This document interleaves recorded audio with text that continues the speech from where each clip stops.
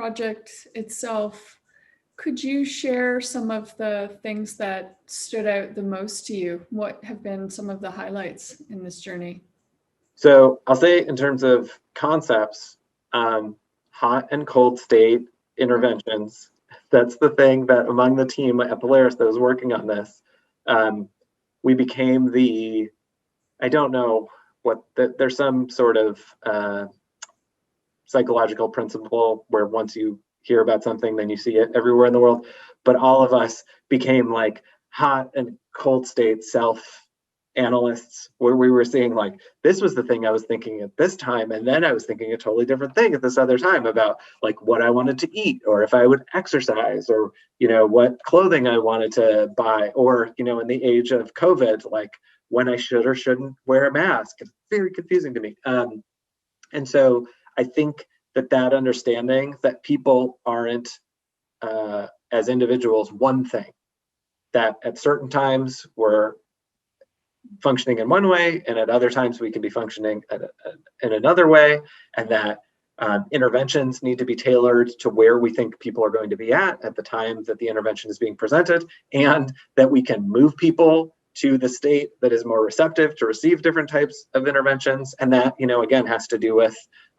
potential victims of trafficking, the people who are buying sex from trafficking victims, and traffickers. That these are all people who function in various modalities. And we've been adapting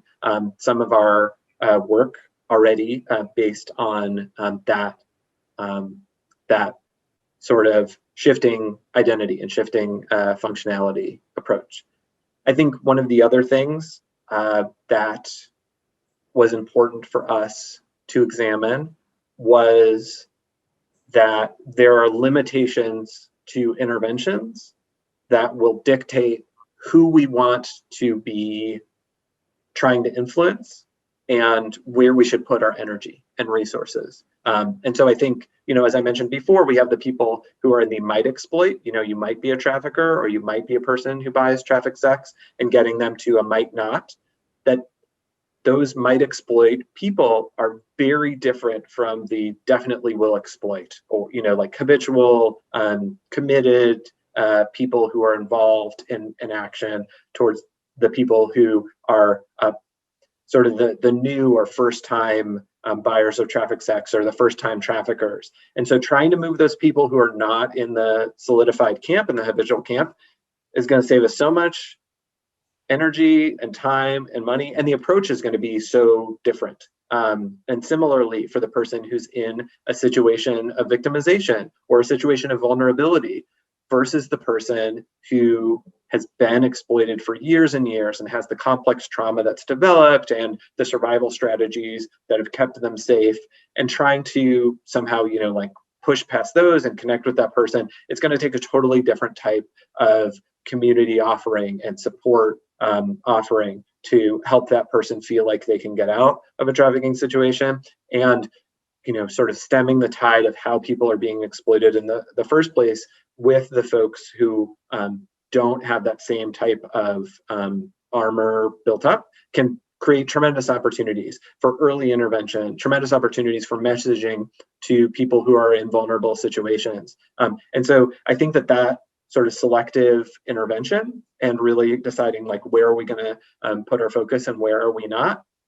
for now, because we always say like we're not, but it's for now, or where we as Polaris going to put some of our interventions and then rely on other folks to intervene in the ways that we might not be best suited to intervene. That has been really impactful. And we have conversations about those types of things all the time, whether it's, okay, we have these sets of language resources, but we don't have these other sets of language resources. So do we intervene in the community that we can, or do we wait until we can intervene in many more communities? Do we intervene in the cities where we can connect with people, or do we try to develop more of our network in rural and grassroots areas? And all of these decisions end up coming back to that idea about who we're going to intervene with and how much we want to change their behavior, or how much we're hoping to connect with them. And so I think that those types of principles have really been impactful on the way that we examine things, which becomes project long past the project that you did for us, which was very specific. And we're just continuing to use the same sort of outcomes and lessons learned and applying them to a number of other situations and decision-making opportunities that we have at Polaris. That's fantastic. I think that the presentation on hot and cold states as a first principle and looking at how those context effects matter in cases, for instance, of individuals who are not necessarily, not necessarily buyers, it's more conditional as a function of what's happening in the moment, really helps us to understand that our individual behaviors are so often shaped by seemingly,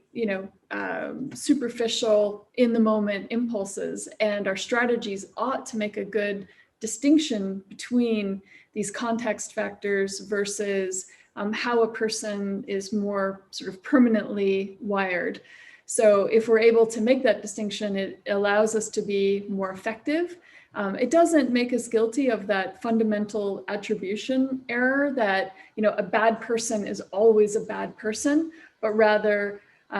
some of the time, good people make very bad decisions. And so if we can stop them from making very bad decisions, it changes our approach to the tools and interventions that we'll use to make a difference. But if we take a much stronger approach that just defines people as bad people, needing the harshest of penalties and punishments, there's no room for the application of psychology and behavioral science and interventions to potentially mitigate and change this behavior from happening in the first place.